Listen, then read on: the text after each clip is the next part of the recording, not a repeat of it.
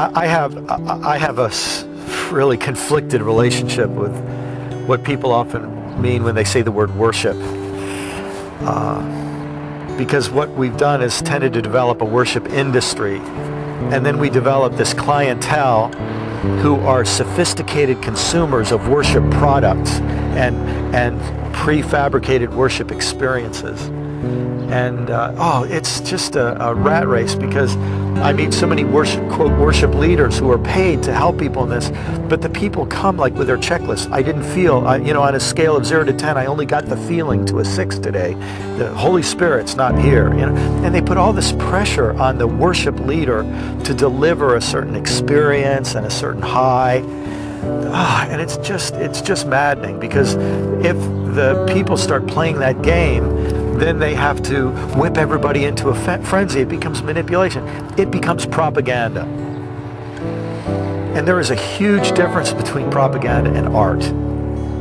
There's something about art that says, look, I'm telling the truth as I see it. And the truth today might not be pretty. The truth today might be, I don't even feel like God is real.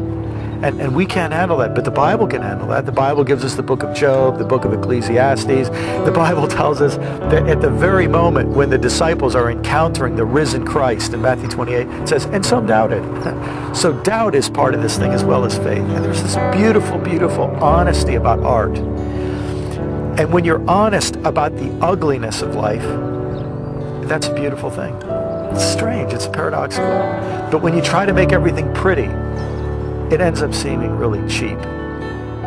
And this is one of the great needs that we have, is how can we let ourselves be people of the God of truth and rediscover truthfulness and honesty about our relationship with God. God can handle it. Sometimes we can't, but we'll all be a lot better off if we can. So if it's a song, if it's a painting, if it's architecture, if it's film, that really is reaching for the truth, that's where I think we experience God.